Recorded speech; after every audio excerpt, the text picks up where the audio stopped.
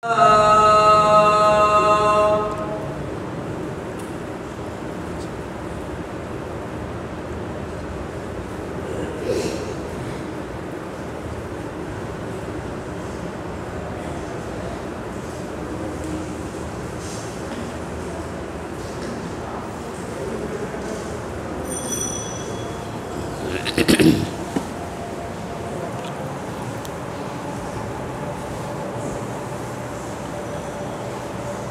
الحمد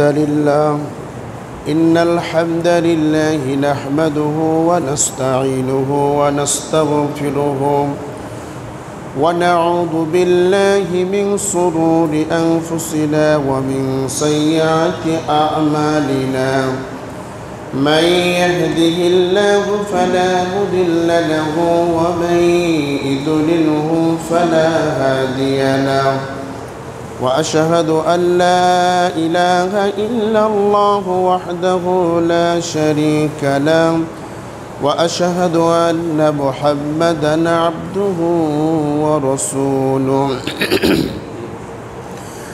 الذي أرسله بالحق بشيرا ونذيرا وداعيا إلى الله بإذنه وسراجا منيرا أما بعد فإن خير الحديث كتاب الله وخير الهدى هدى محمد صلى الله عليه وسلم وشر الأمور محدثاتها وكل محدثة بدعة وكل بدعة ضلالة وكل ضلالة في النار.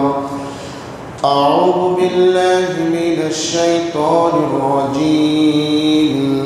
بسم الله الرحمن الرحيم. يا أيها الذين آمنوا إنما الخمر والميسر والأنصاب والأزلام رجس من عمل الشيطان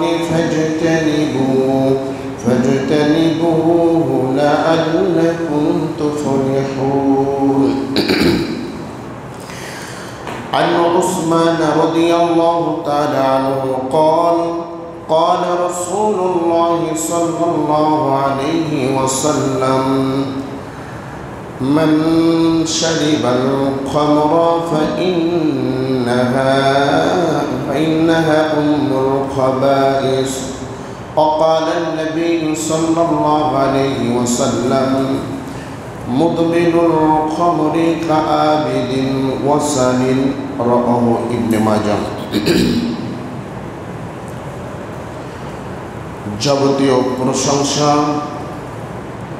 যাবতীয় গুণগান একমাত্র আল্লাহ সুবহানাহু ওয়া তাআলার জন্য, যার অশেষ মেহেরবানিতে আমরা যথাসময়ে এই পবিত্র মসজিদে উপস্থিত হতে পেরেছি।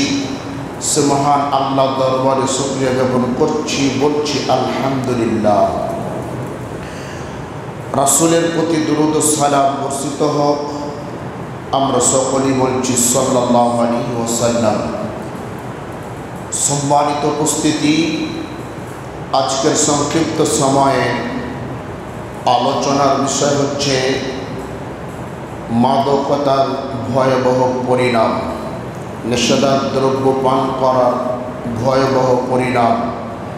এ সম্পর্কে এক গুরুত্বপূর্ণ সংক্ষিপ্ত আলোচনা পেশ করার চেষ্টা করব ইনশাআল্লাহুল আজিজ। ওয়া মা তাওফীকি ইল্লা বিল্লাহ আলাইহি তাওয়াক্কালতু ওয়া ইলাইহি উনীব।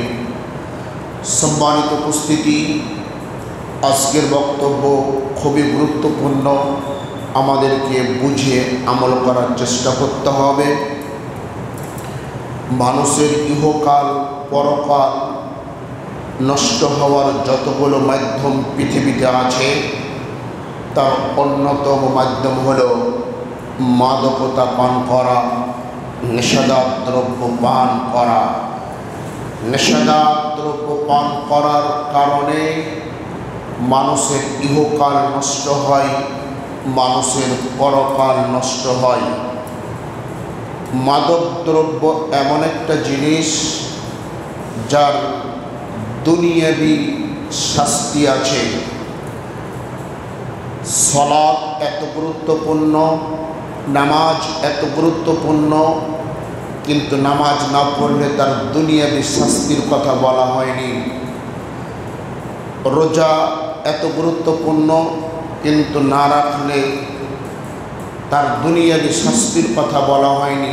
নামাজ না পড়লে সে অপরাধী হবে, বড় গুনাহগার হবে, তার জন্য পরকালে শাস্তি আছে। রোজা না রাখলে সে অপরাধী হবে, পরকালে শাস্তি আছে, কিন্তু দুনিয়াবি কোনো শাস্তির কথা বলা হয়নি। কিন্তু মাদকদ্রব্য এমন একটা জিনিস যার দুনিয়াতেও শাস্তি আছে, যার পরকালেও শাস্তি আছে। এই জন্য রাসূল সাল্লাল্লাহু আলাইহি ওয়াসাল্লাম বলছেন, মানুষ কিছু কিছু কাজ করার সময় মানুষের ঈমান থাকে না। রাসূল বলছেন, লা ইয়াজনি হিনা ইয়াজনি ওয়া হুয়া মুমিন। মানুষ যখন জেনা ব্যভিচার করে, মানুষ যখন ব্যভিচারের মতন অপকর্মে জড়িয়ে পড়ে, তখন মানুষের ঈমান থাকে না। মানুষ ব্যভিচার করে কেন? ওর মধ্যে ঈমান নাই তাই। ওয়ালা ইয়াসরিকু হিনা ইয়াসরিকু ওয়া হুয়া মুমিন। মানুষ যখন চুরি করে, মানুষ যখন মানুষের টাকা পয়সা আত্মসাৎ করে, তখন মানুষের ঈমান থাকে না। চুরি করছে কেন? তার মধ্যে ঈমান নাই তাই। ওয়ালা ইয়াসরিবুল খামরা হিনা ইয়াসরিবু ওয়া হুয়া মুমিন। মানুষ যখন মদ পান করে, মানুষ যখন নেশাদার দ্রব্য পান করে, তখন মানুষের ঈমান থাকে না। কোনো ঈমানদার মানুষ, কোনো আল্লাহর খাঁটি বান্দা কখনো মদ পান করতে পারে না, চুরিও করতে পারে না, জেনা ব্যভিচারও করতে পারে না। এগুলো করছে কেন? তার মধ্যে ঈমান নাই তাই। ঈমান নাই, তার জন্য এই কাজগুলো করে।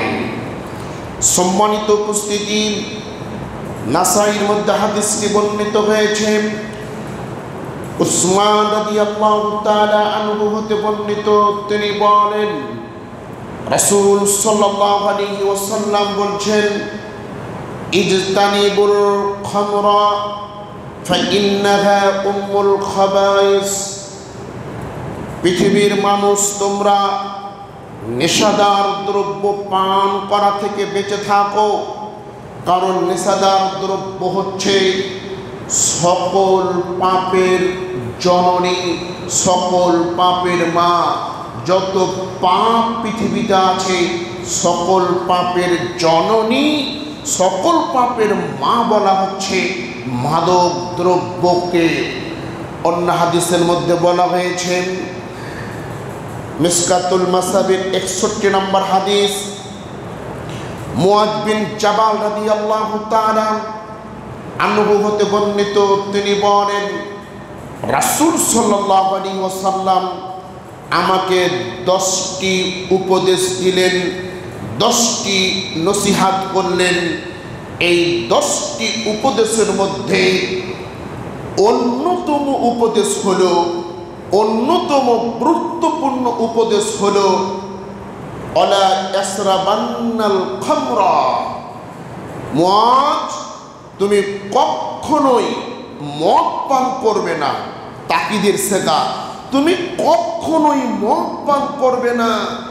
ফাইন্নাহু রাসু কুল্লি ফাহিশাতিন। কারণ মদ হচ্ছে সকল পাপের মাথা। একটু সাউন্ড কমে দিতে হবে। সকল পাপের মাথা। মদ, তুমি মদ পান করবে না। মদ হলো সকল পাপের মাথা। আরেকটি হাদিস দেখেন, আবু দারদা রাদিয়াল্লাহু তাআলা আনহু হতে বর্ণিত, তিনি বলেন, রাসূল সাল্লাল্লাহু আলাইহি ওয়াসাল্লাম আমাকে বললেন, আবু দারদা, তুমি মদ পান করা থেকে বেঁচে থাকো, তুমি মদ পান করিও না। ফাইন্নাহা মিফতাহু কুল্লু শাররিন, কারণ মদ হচ্ছে সকল পাপের চাবি। তিনটি হাদিসে তিন রকম কথার ভাবতে গেলে একই রকম অর্থ হয়। প্রথম কথা বলা হয়েছে সকল পাপের জননী, দ্বিতীয় হাদিসে বলা হলো সকল পাপের মাথা, তৃতীয় হাদিসে বলা হচ্ছে সকল পাপের চাবি। অর্থাৎ মদ হচ্ছে যত পাপ পৃথিবীতে আছে সমস্ত পাপ করার অন্যতম একটি মাধ্যম।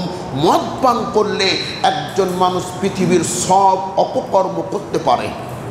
মদ পান করলে একজন মানুষ পৃথিবীর যত অন্যায় কাজ আছে সমস্ত অন্যায় কাজ তার পক্ষে সম্ভব। নাসাই শরীফের মধ্যে হাদিসটি এসেছে, নাসিরউদ্দিন আলবানী হাদিসটিকে হাসান বলেছেন।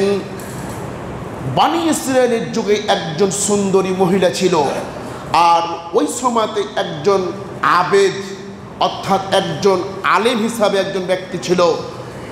এই ব্যক্তিকে ফাঁসানোর জন্য এই মহিলা কিছু ফাঁদ আঁটলো। ওই ভালো মানুষটিকে ডাক দেওয়া হলো। যখন ঘরে ঢুকছিল তখন প্রত্যেকটা ঘরের দরজাগুলো বন্ধ করে দেওয়া হচ্ছিল। এভাবে বন্ধ করতে করতে শেষ পর্যায়ে দেখলো একটা সুন্দরী রমণী বসে আছে। ওই সুন্দরী রমণী বলল, তুমি যদি এই জায়গা থেকে বেঁচে ফিরতে চাও তাহলে তোমাকে তিনটি কাজে যে কোনো একটি কাজ করতে হবে। কি?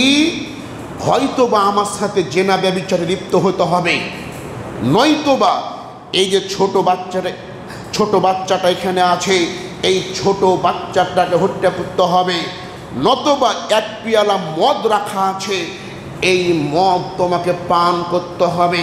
আল্লাহর বান্দা চিন্তা করলো, জেনা ব্যভিচার একটা বড় অন্যায় করব না, বাচ্চা হত্যা করা একটা অন্যায় কাজ করব না, একটা মাসুম মানুষকে, নিষ্পাপ ব্যক্তিকে, একজন ভালো মানুষকে হত্যা করলে কত পাপ।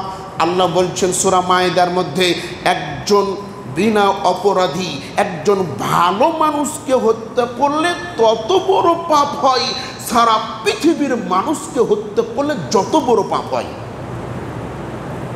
আবার বুঝেন, একজন ভালো মানুষ ওই কোনো অপরাধী না, ওকে হত্যা করলে, ওকে ফাঁসির কাস্টে ঝুলিয়ে দিলে বিনা অপরাধে সারা পৃথিবীর মানুষকে হত্যা করলে যত পাপ হবে ওই ভালো মানুষটাকে হত্যা করলে তত পাপ হবে।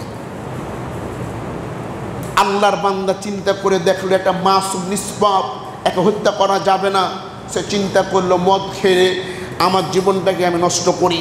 যখন সে এক পেয়ালা মদ খেয়ে নিল তখন আবার বলছে আমাকে আর এক পেয়ালা মদ দাও।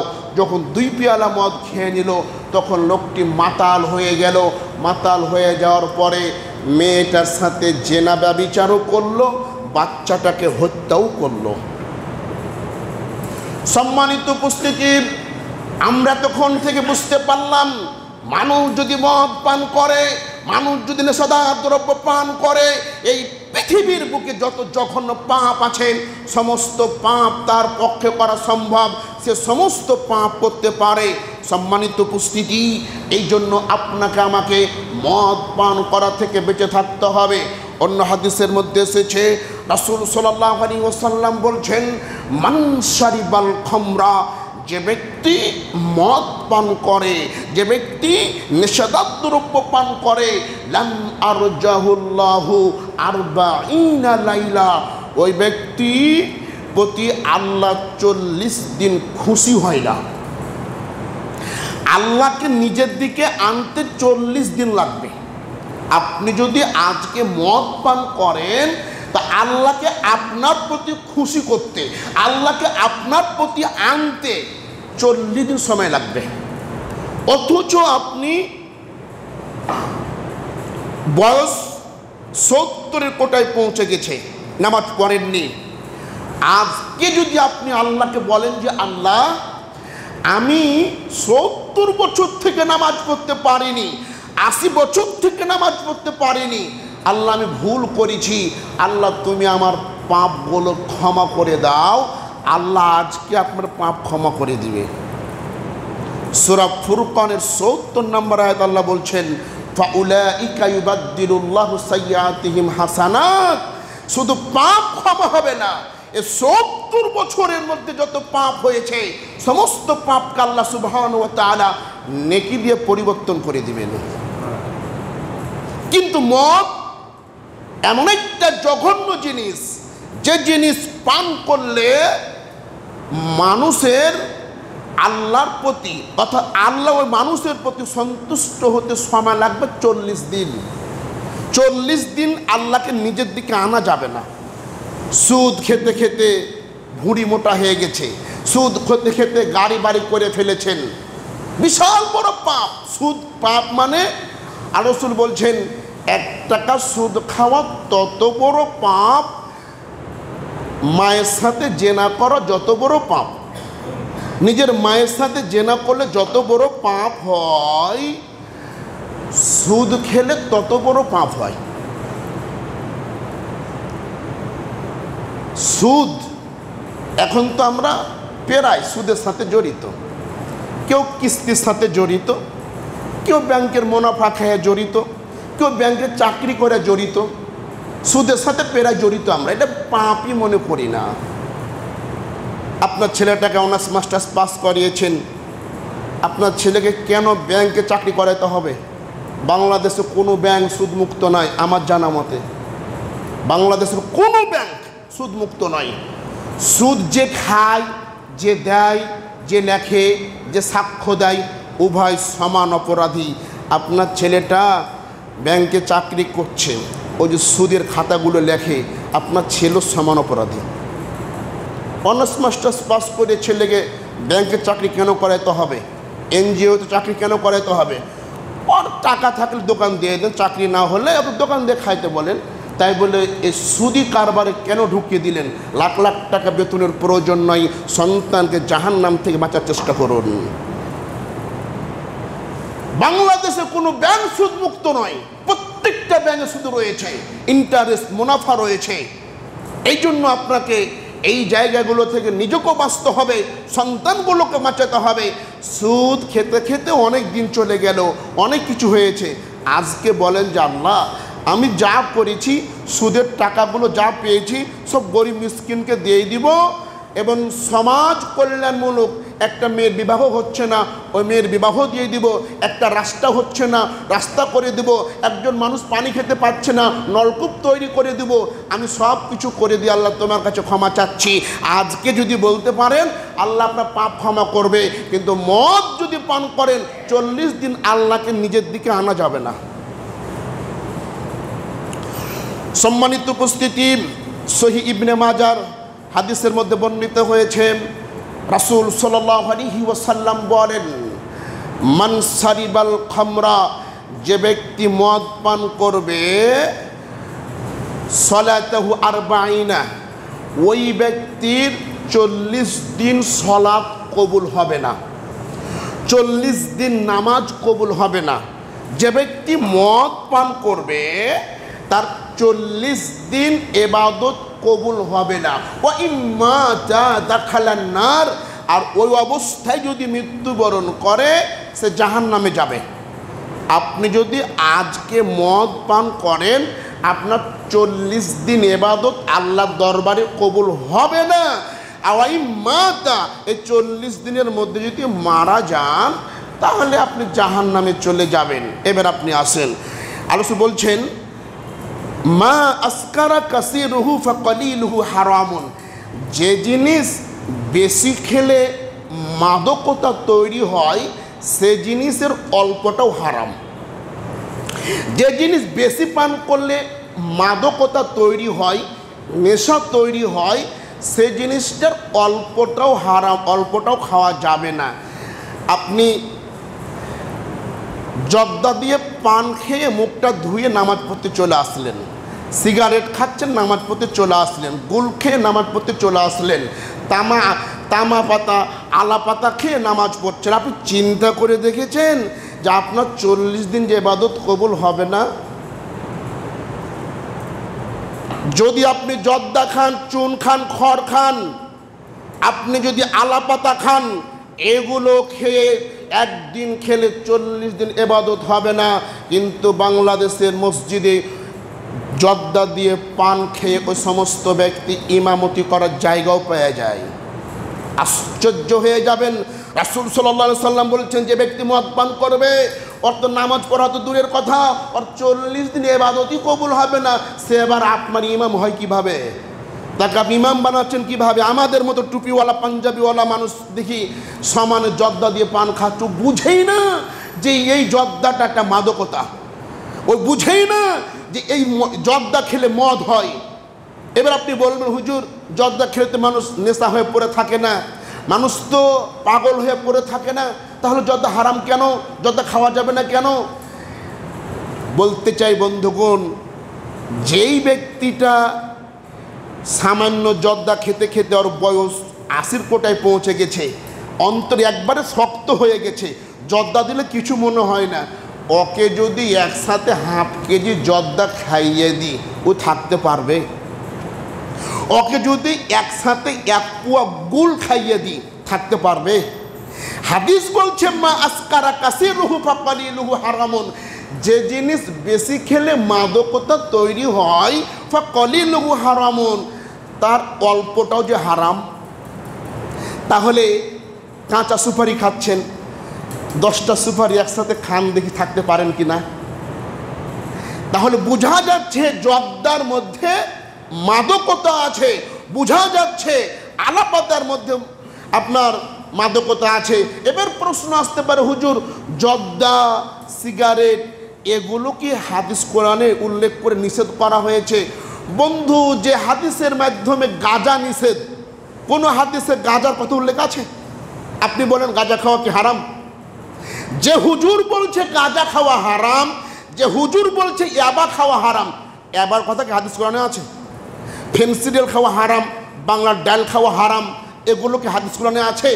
যে হাদিসের মাধ্যম দিয়ে গাঁজা নিষেধ হয়েছে, যে হাদিসের মাধ্যম দিয়ে ইয়াবা নিষেধ হয়েছে, যে হাদিসের মাধ্যম দিয়ে বাংলার ডাল নিষিদ্ধ হয়েছে, ওই হাদিসের মাধ্যম দিয়ে জর্দা, এলাপাতা, তামাক, গোল সব কিছু নিষিদ্ধ। আপনার ইমাম আপনাকে বলবে জর্দা খাওয়াটা মাকরুহ, আপনাকে নিজের দিকে জায়েজ করে নেওয়ার জন্য ফতোয়া দিচ্ছে যে জর্দা খাওয়া মাকরুহ। মাকরুহ মানে অপছন্দনীয়। ওস্তাদ জি ওটা বাংলাতে বলেন, এদেশের মানুষ বাঙালি, আরবি বুঝে কম। মাকরুহ কেন বলছেন আপনি? মাকরুহ শব্দের অর্থ হচ্ছে অপছন্দনীয়, জঘন্য কাজ। হুজুর যদি বলে জর্দা খাওয়াটা একটা অপছন্দনীয় খারাপ কাজ, আপনি একটা সাধারণ পাবলিক বলবেন যে আপনি একজন আলেম হয়ে কেন খারাপ কাজটা করছেন? কিন্তু ওখানে আর খারাপ কথা বলে না, বলছে কি যে মাকরুহ। আপনিও বলছেন মাকরুহ মানে ছোটোখাটো জিনিস। সম্মানিত উপস্থিতি, এবার আপনি আসেন, মানুষ যদি মদ পান করে তাহলে মানুষের 40 দিন ইবাদত আল্লাহর দরবারে কবুল হবে না।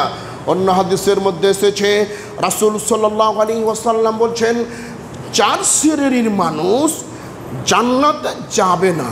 4 শ্রেণীর মানুষ তাহাজ্জুদ পড়েও জান্নাতে যাবে না, হজ করেও জান্নাতে যাবে না, দান খায়রাত করেও জান্নাতে যাবে না, ও জাহান্নামে যাবেই যাবে। এক, লা ইয়াদখুলুনাল জান্নাতা আকুন, পিতা মাতার অবাধ্য সন্তান জান্নাতে যাবে না। পিতা মাতাকে কষ্ট দিয়ে তাহাজ্জুদ পড়ে, পিতা মাতাকে কষ্ট দিয়ে প্রতিদিন সিয়াম রেখে, রোজা রেখে, পিতা মাতাকে কষ্ট দিয়ে 14 বার হজ করে জান্নাত হবে না। পিতা মাতা যদি মনে করেন 2টা ছেলে, পিতা মাতা কয়টা ছেলে? 2টা ছেলে। আপনার বাবা সমস্ত জমি তার বড় ছেলেকে দিয়ে দিয়েছে। যেখানে জমি ছিল সমস্ত জমি আপনার বাবা তার বড় ছেলেকে দিয়ে দিয়েছে, আপনাকে মাহরুম করে দিয়েছে। আপনি খুব রাগী, এত বড় কাজ করেছে আপনার বাপ, তবুও আপনি আপনার বাপকে উহু পর্যন্ত শব্দ করতে পারবেন না। এর নাম বাপ, এর নাম মা। আপনার বাপ অন্যায় করেছে, বাপ অপরাধী, সে বুঝবে আল্লাহর কাছে গিয়ে। আপনার বাপ তার ছেলেকে জমি লিখে দিয়ে, সে বড় অপরাধী, সে বুঝবে। কিন্তু আপনি তাকে মারতে পারবেন না, আর মারা তো পর্যন্ত করতে পারবেন না। বুঝিয়ে বলতে পারেন, আব্বু জমিটা ওকেভাবে দিয়ে দিলে তোমার পরকাল নষ্ট হয়ে যাবে, আব্বু তুমি এটা করিও না, তোমার ভুল হবে। এভাবে আব্বু আর মাকে বুঝিয়ে বলতে হবে। আর বাংলাদেশে যদি এটা হয়ে যায়, ওই বাপকে তো বাড়িতে রাখা দূরের কেটে টুকরো টুকরো বানিয়ে দেয়।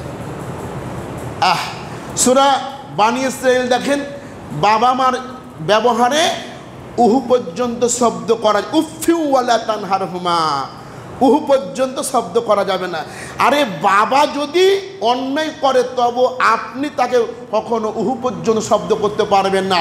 সমস্ত জমি মেয়েকে দিয়ে দিয়েছে, বাবা অসুস্থ হয়ে আছে, মেয়ে দেখুক বা না দেখুক আপনাকেই আপনার মা বাবার গু সাফ করতে হবে, তাহলে জান্নাত হবে। আর যদি আপনি মনে করেন যে আমার বাবা সব জমি তার মেয়েকে দিয়ে দিয়েছে, ছেলেকে দিয়ে দিয়েছে, আমাকে মাহরুম করেছে, যাকে দিয়েছে সে দেখুক, আমি যাব না, বিশ্বাস করেন আল্লাহ রাসূলের হাদিস ও কোরআন অনুযায়ী বলছি, আপনার তাহাজ্জুদ দিয়ে জান্নাত হবে না। দেখেন আপনি কিভাবে জান্নাত পাবেন। রাসূল সাল্লাল্লাহু আলাইহি সাল্লাম বলছেন, 4 শ্রেণীর মানুষ তাহাজ্জুদ পড়েও জান্নাত যাবে না, হজ করেও জান্নাত যাবে না, রোজা রেখেও জান্নাত যাবে না। এক, পিতামাতার অবাধ্য সন্তান। এবার চিন্তা করেন পিতামাতার সাথে ভালো ব্যবহার আছে কি না। যতই আপনি ইসলামী আন্দোলন করেন, যতই আপনি ভালো ভালো বক্তার ওয়াজ শুনতে যান, মিজানুর রহমান আল আজহারি আসবে চাঁপাইনবাবগঞ্জ থেকে, আপনি গেলেন চট্টগ্রাম ওয়াজ শুনতে, এসে বলছেন যে বক্তার ওয়াজ খুব ভালো, বক্তার ওয়াজ খুব ভালো, মা বাবাকে গলা ধাক্কা দিয়ে বাড়ি থেকে বের করে দিয়েছে, আর ও বলছে বক্তার ওয়াজ খুব ভালো। এই কথা বলে মাপ পাওয়া যাবে না, কোনো লাভ নাই। যত বড় বড় বক্তার ওয়াজ শুনেন, নিজেকে যদি আমল দিয়ে পরিবর্তন করতে না পারেন, 5 পয়সার উপকার নেই। নাম্বার 2, ওয়ালা কমারুন, জুয়া, জুয়াতে অংশগ্রহণ করা। জুয়া কোনো খেলার নাম নয় যে এটা নির্ধারিত খেলা, এটা নয়। যেই খেলাতে টাকা পয়সা হার জিত আছে সেটাই জুয়া। জুয়া কিন্তু কোনো খেলার নাম নির্ধারিত নয় যে এই খেলাটাই জুয়া। জুয়া কোনটা? যেই খেলাতে টাকা পয়সার হার জিত আছে সেটাই জুয়া। এই তো 10 টাকার বিনিময়ে যদি লাইগা যায়, গুলশানে একটা বাড়ি হয়ে যায়। কয় টাকার বিনিময়ে? 10 টাকার বিনিময়ে যদি গুলশানে একটা বাড়ি হয়ে যায়, যদি কপাল খুলে যায়, আপনিও চমৎকারভাবে লেনলেন। ছি ছি ছি, আপনি মুসলমান না? কেন আপনি ধোকাতে পড়তে গেলেন? কেন এই জঘন্য লটারিতে গেলেন? আপনি অসম্ভব, এটাই জুয়া, এটাই জুয়া। এই জুয়াতে আপনি ধ্বংস হবেন, খবরদার। গুলশানে যে জমির দাম, ওই জমির দাম দিয়ে টাকা দিয়ে কিনা জমির মালিক হন, 10 টাকার মাধ্যমে চিন্তা করিয়েন না। আমাদের দেশে মাঝে মধ্যেই এগুলো হয়, যেগুলো অন্যায় বড় পাপ। সম্মানিত উপস্থিতি, এই যে খেলা হয়, ফুটবল খেলা, আরে কোন আর্জেন্টিনা, কোন ব্রাজিল, কোন কে সব খেলছে, আর আপনি হুচুঙে বাঙ্গাল সব সময় খেলা দেখছেন। যেখানে জুয়া খেলা হয়, যেখানে জুয়ার কথা বলা হয়, যেখানে জুয়ার আলোচনা হয়, কোনো মুসলমান ওখানে খাড়ো হতে পারে না। তার জার্সি পরা তো দূরের কথা, তার পতাকা উত্তোলন করা তো দূরের কথা। যেখানে জুয়ার আলোচনা করা হয়, যেখানে জুয়ার কথা বলা হয়, যেখানে জুয়া নিয়ে কিছু আলোচনা হচ্ছে, ওই খেলা দেখা তো দূরের কথা, তার জার্সি গায়ে দেওয়া তো দূরের কথা, ওখানে বসাই যাবে না। আর আপনি বাড়িতে তার পতাকা উত্তোলন করে দেখছেন, আপনি কি মুসলমানের মধ্যে আছেন না কি হয়েছে? আপনার চরিত্র কি মুসলমান বোঝাচ্ছে? আর আজকালকে খেলা দেখতে দেখতে মাঝে মধ্যেই কত রং বেরঙের নারী আসছে, আপনি ওখানে আরো চমৎকার, কত খুশি আপনি হলে। 4 শ্রেণীর মানুষ জান্নাতে যাবে না। 1, পিতামাতার অবাধ্য সন্তান। 2, জুয়াতে অংশগ্রহণকারী। 3, দান করে খোটা দানকারী। দান করে খোটা মানে এই যে মনে করেন আপনি আমাকে 500 টাকা দিলেন, কালকে বলছেন যে মাসুদ আমার একটা কাজ করে দাও তো, তখন আমি বলছি আমি একটু ব্যস্ত আছি, আমি করতে পারবো না। তখন আপনি বলছেন তোমাকে না কালকে 500 টাকা দিয়ে সাহায্য করলাম, এই যে আমাকে 500 টাকা দিয়েছে, এ কথাটা মুখ দিয়ে বলে খোটা দিয়ে দিল, যেটা আমাদের সমাজে অহরহ। কেউ যদি কারো সামান্য উপকার করতে পারে তো মনে রাজা বাদশা হয়ে গেছে। এখন উপকার করেছে মানে ওই ব্যক্তির কিছু কাজ করে দিতে হবে, আর যদি কাজ না করে দিই ঠস করে বলে ফেলি, ওকে আমি লেখাপড়া করে আমি মানুষ করলাম, আর ওই আমার এই কথাটা শুনলো না, যত খরচ আমি করলাম। 4 স্টলে বসে, ক্লাবে বসে, সব জায়গায় একই কথা।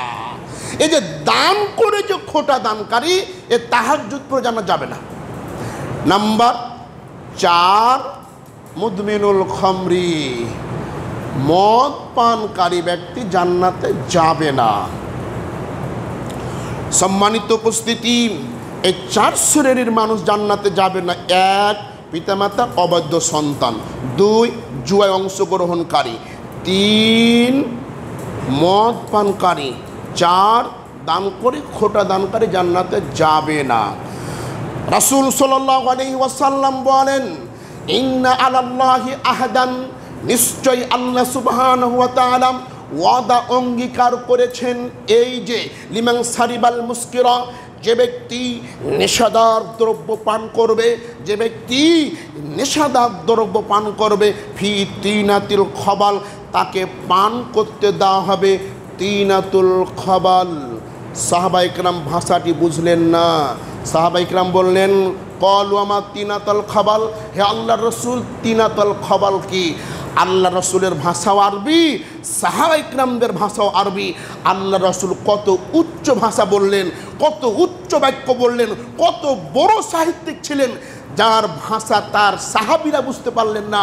তখন আল্লাহ রসুল বললেন, তিনাতুল খবাল হচ্ছে এই, আল আরাকু আউসারতু আহলিন নার, জাহান্নামীদের শরীর থেকে পচে গলা রক্তপুঞ্জ ভক্ষণ করা।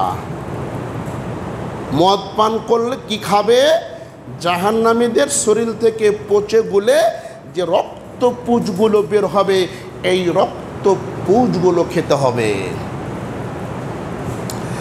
সম্মানিত উপস্থিতি, অন্য হাদিসের মধ্যে এসেছে, রাসূল সাল্লাল্লাহু আলাইহি ওয়াসাল্লাম বলেন, লা ইয়াসরাবান্না নাসু মিন উম্মতি, আমার উম্মতের কিছু মানুষ অবশ্যই অবশ্যই মদ পান করবে। আমার উম্মতের কিছু মানুষ অবশ্যই মদ পান করবে। ইয়াসুমুনাহা বিগাইরি ইসমিহা, মদ পান করবে কিন্তু মদের নাম রাখবে ভিন্ন, মানুষ ওটাকে মদ মনে করবে না। বন্ধুগণ আমার, দেখেন যেই পানিগুলোতে অ্যালকোহল দেওয়া আছে, অ্যালকোহল নামক বিশাল মদ দেওয়া আছে, যদিও আপনার মাদকতা তৈরি হয় না, কিন্তু তবুও এক প্রকার মদ আপনাকে ধ্বংস করে ছাড়বে। আপনি যে কোনো খাবার খেতে চিন্তা করেন এতে অ্যালকোহল দেওয়া আছে কি না। অ্যালকোহল যদি দেওয়া থাকে তাহলে আপনি বেঁচে থাকেন। বাংলাদেশের যত ঠান্ডা নামে যত ঠান্ডা আছে, আপনি মিরিন্ডা বলেন, 7 আপ বলেন, মজো বলেন, কোকোকোলা বলেন, সব কিছুতে অ্যালকোহল দেওয়া আছে। এগুলো থেকে আপনি বেঁচে থাকার চিন্তা করুন, কারণ এগুলো খেয়ে মানুষের লিভার নষ্ট হয়ে যায়, মানুষের কিডনি নষ্ট হয়ে যায়। এগুলো উপকারী না, এগুলো ক্ষতিকারী। আবার এগুলোর মধ্যে মদ দেওয়া আছে, যেটার কারণে আপনার 40 দিন ইবাদত কবুল হবে না। বন্ধুগণ আমার, যদি অ্যালকোহল যেমন হোমিও ওষুধের মধ্যে দেওয়া আছে, হোমিও ওষুধের মধ্যে অ্যালকোহল দেওয়া আছে, হোমিও ওষুধের ক্ষেত্রে কি করবেন? এই ক্ষেত্রে ওলামা কেরামদের 2টি মতামত রয়েছে, যে যদি ওই মাপের যদি ওষুধ পাওয়া যায়, অ্যালোপ্যাথি পাওয়া যায়, তাহলে ওই মাপের ওষুধ অ্যালোপ্যাথি খাওয়াই ভালো। আর যদি পৃথিবীতে কোনো ওষুধ নাও পাওয়া যায়, ওটাই যদি ওষুধ হিসেবে কার্যকর হয়ে থাকে, তাহলে জীবন বাঁচার তাগিদে এটা খেতে পারে। যেভাবে খাওয়া শুকুরের গোশত হালাল। কিভাবে? শুকুরের গোশত খাওয়া কিন্তু মুসলমানের জন্য হারাম, কিন্তু বাধ্যতামূলক হয়ে যখন কোনো খাবার নেই, কিচ্ছু নেই, একেবারে সব কিছু হারিয়ে গেছে, কিছু নেই, তখন মানুষের জন্য শুকুরের গোশত খাওয়া হালাল। কথা উল্টা বুঝেন না, ভালো করে বুঝেন। যখন মানুষের খাবারের কিছুই থাকবে না, কিচ্ছু নেই, গরু নেই, ছাগল নেই, টাকা নেই, পয়সা নেই, চাল নেই, ডাল নেই, শুধু জমি আর আল্লাহর আসমান ছাড়া কিছু নেই, পেটে ক্ষুধা রয়েছে, সামনে যদি শুকুর থাকে ওই শুকুরকে জবে করে খেতে পারে। মৃত্যু পশু মুসলমানের জন্য জায়েজ নয়, কিন্তু খাবারের কিছু না থাকলে ওই মৃত্যু পশু মুসলমানদের জন্য খাওয়া জায়েজ। তো সম্মানিত উপস্থিতি, এই কথার প্রেক্ষাপটে ওলামায়ে কেরাম বলছে, যদি অ্যালকোহল যুক্ত ওষুধ দিয়ে মানুষের যদি অসুখ ভালো হওয়ার সম্ভব না থাকে তাহলে কিছু পরিমাণ খেতে পারে। কিন্তু আপনি যে ঠান্ডা খাচ্ছেন, এই ঠান্ডাগুলো অ্যালকোহল ছাড়া তৈরি হয় না। বন্ধুগণ আমার, যেগুলো না খেলে পৃথিবীতে বাঁচা যায় সেগুলো কেন খেতে যাব? ঠান্ডা না খেলে পৃথিবীতে বাঁচা যায়, কোনো সমস্যা নাই। যদি ঠান্ডায় মেরিন্ডা 7 আপ না খাই পৃথিবীতে বাঁচা যায়, কোনো না খেলে কিছুই হবে না। কিন্তু এটা খেলে যদি ক্ষতি হয়ে থাকে আমি সেদিকে কেন যাব? সেদিকে যাওয়ার কারণ কি? আল্লাহ রাসূল বলছেন, আমার উম্মতের কিছু মানুষ অবশ্যই মদ পান করবে, তবে মদের নাম তারা ভিন্ন রাখবে, সেটাকে তারা মদ মনে করবে না।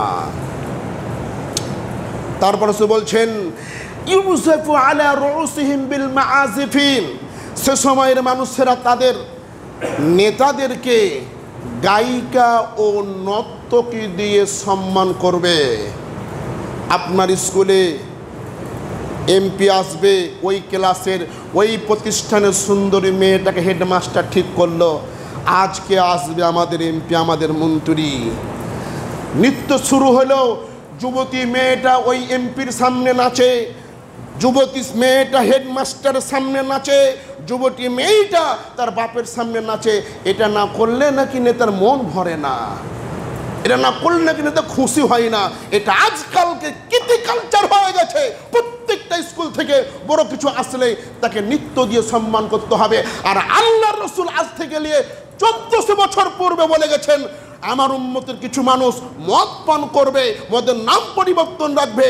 নাম্বার 3, তাদের নেতা নেত্রীদেরকে তারা গায়িকা দিয়ে, বাদ্যযন্ত্র দিয়ে তারা সম্মান করবে। দেখেন আছে না নাই? তারপর বলছেন, আমি অনুবাদক, আপনি দাঁড়িয়ে অনুবাদ করেন হাদিসটি। হাদিস অনুবাদ করলে এরকমই কথা বের হবে। আমি কোনো কাউকে খোটা দিয়ে কথা বলছি না, খালি অনুবাদ করে বোঝাচ্ছি যে এটা বলে গেছে আল্লাহর রাসূল। তার মানে বলছেন, যখন পৃথিবী যখন এরকম লাজুক হয়ে যাবে, পৃথিবী যখন এরকম সমস্যা হয়ে যাবে, সবাই যখন গান বাজনা নিয়ে, যখন নায়িকা নায়িকা নিয়ে যখন সবাই ব্যস্ত হয়ে যাবে, আরে হাজি মানুষ 5 ওয়াক্ত নামাজ পড়ে, সেও বাড়ি গেলে জি বাংলা জি সিনেমা না দেখলে সময় পার হয় না। আশ্চর্য পৃথিবী। আরে ওর মাথায় পাগড়ি বাঁধা আছে, ও 1 ওয়াক্ত নামাজ কামাই করে না, ওই যুবতী মেয়েটাকে নিয়ে, যুবক ছেলেটাকে নিয়ে ওই রঙিন টিভিতে দেখেন যে খারাপ সিনেমা দেখছে, ও কিছু মনেই করে না। এটা মনে আসে না, মানে ও নামাজ পড়ছে কিন্তু আসলে কিন্তু নামাজি হতে পারেনি, ওর মধ্যে ইমানে এখনো দুর্বলতা রয়ে গেছে। ইস, আছে না? এই দেখেন আমরা আছি, এখান থেকে বাড়িয়ে 4 স্টলে বসে গেলাম, দেখছি যে একজন যুবতী মহিলা নাচছে, আপনার ছেলেও দেখছে, আপনিও দেখছেন, আপনার মাথায় টুপি আছে, আপনিও দেখছেন। আস্তাগফিরুল্লাহ। দেখেন আছে, মিলে যাচ্ছে না? আল্লাহ রাসূল বলছেন, যখন অবস্থা এরকম লাজুক হয়ে যাবে তখন গজব আসবে। কি? ইয়াকসিফুল্লাহু বিহিমুল আরদ, তখন ঘন ঘন ভূমিকম্প হবে, জমি ধসে যাবে। তারপরে মানুষ হয়ে যাবে, বানর হয়ে যাবে, শূকর হয়ে যাবে। সন্ধ্যার সময় মানুষ হয়ে ঘুমাবে, সকাল করবে বানরের আকৃতিতে, সকাল করবে শূকরের আকৃতিতে। আল্লাহ রাসূল এখানে গরুর কথা বলতেন, ছাগলের কথা বলতে পারতেন, অন্য অন্য প্রাণীর কথা না বলে বলছে যে ও শূকর হবে আর ওই বানর হবে। কেন হবে এই সময়টা বলা আমার এখন নেই, এই জন্য অন্য দিন যদি আসি তাহলে বুঝিয়ে বলবো যে মানুষ কেন শূকরের কথা আল্লাহ রাসূল বলেছেন, কেন বানরের কথা বলেছেন, এ কথার সেদিন বলবো ইনশাআল্লাহ। সম্মানিত উপস্থিতি, আল্লাহ রাব্বুল আলামিন আপনাকে আমাকে সবাইকে আজকের বক্তব্য বুঝে আমল করার শক্তি দান করুন। সকলে বলছি আল্লাহুম্মা আমিন। আল্লাহ সুবহানাহু ওয়া তাআলা বলছেন, ইয়া আইয়ুহাল্লাযীনা আমানু ইন্নামাল খামরু ওয়াল মাইসির ওয়াল আনসাবু ওয়াল আজলাম। হে ঈমানদারগণ, মদ, জুয়া, মূর্তি পূজা, ভাগ্য নির্ধারক স্বরসমূহ, এই যে রাশি থেকে ভাগ্য বলে, এই ভাগ্য নির্ধারক স্বরসমূহ মিন আমালিশ শাইতান, শয়তানের অপবিত্র বস্তু। ফাজতানিবু, তোমরা এগুলো থেকে বেঁচে থাকো, লাআল্লাকুম তুফলিহুন, তাহলে তোমরা সফলতা পাবা। সুবহানাল্লাহ। সফলতা পেতে হলে কি হবে? ইহকালে ভালো, পরকালে ভালো। কী করতে হবে? মদ ছাড়তে হবে, জুয়া ছাড়তে হবে, মূর্তি পূজা ছাড়তে হবে এবং ভাগ্য নির্ধারক স্বরসমূহ ছাড়তে হবে। তাহলে ইহকালও শান্তি, পরকালও শান্তি পাওয়া যাবে। এবার আপনাদেরকে আমি বলি যে মদ কি মনে করেন, সিগারেট খাচ্ছেন কিভাবে ছাড়বেন, পান খাচ্ছেন কিভাবে ছাড়বেন, গুল খাচ্ছেন কিভাবে ছাড়বেন, একদিনে ছাড়তে পারছেন না। আল্লাহর পাক যেভাবে মদকে হারাম করেছেন ওই নিয়মেই আপনি এগুলো ছাড়ার চেষ্টা করবেন। আগের সময় মদ জায়েজ ছিল, ওই সময়তে মানুষ মদ খেতে পারত, মদ জায়েজ ছিল। যখন মদকে আল্লাহ পাক হারাম করবেন তখন তিনি প্রথমে অ্যান্টিবায়োটিক দিচ্ছেন। প্রথমে বলছেন ইয়াসআলুনাকা আনিল খামরি ওয়াল মাইসির, হে নবী, মানুষেরা যদি আপনাকে মদ সম্পর্কে জিজ্ঞাসা করে তো আপনি বলবেন যে মদ মানুষের জন্য উপকারী, তবে উপকারের চাইতে ক্ষতিটা বেশি। তখন মানুষ অনেকেই এই আয়াত শুনে কেউ কেউ খেতে লাগলো, কেউ ছাড়তে লাগলো। এই উপকার একটু যখন আছে তো খেই, আর কেউ চিন্তা করলো না খাবো না, যেহেতু উপকারের চেয়ে ক্ষতি বেশি। তখন কিছু কিছু মানুষ ছাড়তে লাগলো, আবার কিছু কিছু মানুষ খেতে থাকলো। এভাবে করতে করতে করতে আল্লাহ কিছুদিন পরে আবার আয়াত অবতীর্ণ করলেন, ইয়া আইয়ুহাল্লাযীনা আমানু লা তাকরাবুস সালাহ ওয়া আনতুম সুকারা, হে ঈমানদারগণ, তোমরা মাদকতা হয়ে নেশাদার দ্রব্য খেয়ে তোমরা নামাজের নিকটবর্তী হইও না। তখন মানুষ চিন্তা করলো তাহলে আমরা মদ আগে খেয়ে নিব, আর তাহলে আমাদের নেশা থাকবে না, তাহলে আমরা পরে আবার যে নামাজটা পড়ব। আবার কেউ চিন্তা করলো যেহেতু মদ খেয়ে নামাজের কাছে যাওয়া যাবে না, তাহলে আমরা মদ খাবো না। দুই দল হয়ে গেল। এভাবে থাকতে থাকতে থাকতে থাকতে অনেক মানুষই মদ খাওয়া ছেড়ে দিল, আবার কেউ পান করতে থাকলো। তখন আল্লাহ সুবহানাহু ওয়া তাআলা আবারও সূরা মায়েদার 90 নম্বর আয়াত অবতীর্ণ করে বললেন, এগুলো শয়তানের কাজ, এগুলো করা যাবে না, এগুলো মুসলমানদের জন্য হারাম। তখন মানুষ সমস্ত মদগুলোকে বাড়ি থেকে ফেলে দিল। যাদের বাড়িতে মদ ছিল মদগুলোকে ফেলে দিল। একেবারেই মক্কার অলিগলি, মদিনার অলিগলি একেবারেই মদের গন্ধতে একেবারে নষ্ট হয়ে গেল। আবার সে সময় যখন আয়াত অবতীর্ণ হলো, যারা কিছু মদ খেয়েছিল সেদিন তারা মুখের মধ্যে আঙ্গুল ভরে বমন করে তারা এই মদ থেকে বাঁচার চেষ্টা করেছিল। বন্ধুগণ আমার, আমি আপনাদেরকে যেটা বলছি সেটা হলো, যারা নিয়মিত জর্দা খাচ্ছেন, যারা নিয়মিত পান খাচ্ছেন, নিয়মিত গুল খাচ্ছেন, আজ থেকে আস্তে আস্তে করে কমানোর চেষ্টা করেন। আজকে 5টা সিগারেট খেতেন, আপনি আজকে 3টা খাওয়ার চেষ্টা করেন, তারপরে 2টা খাওয়ার চেষ্টা করেন, তারপরে আপনি 1টা খান, এভাবে করে বাদ দিয়ে দেন। কারণ একবার ছাড়তে পারবেন না, একবার ছাড়তে গেলে আপনার কঠিন হয়ে যাবে। এজন্য এই পদ্ধতিতে অল্প অল্প করে ছাড়তে ছাড়তে ছাড়তে একেবারে বাদ দেওয়ার চেষ্টা করেন। কোনো দিন জর্দা খাবেন না, কোনো দিন গোল খাবেন না, কোনো দিন আলাপাতা খাবেন না, সব কিছু ছেড়ে দেওয়ার চেষ্টা করুন। আল্লাহ সুবহানাহু ওয়া তাআলা আপনাকে আমাকে আজকের বক্তব্য বুঝে আমল করার শক্তি দান করুন। সকলে বলছি আল্লাহুম্মা আমিন। এই বলে আমার সংক্ষিপ্ত বক্তব্য শেষ করলাম। ওমানিল্লাল বারাক বারাক লাকুম ফিল কুরআনিল আযীম ওয়া নাফা'না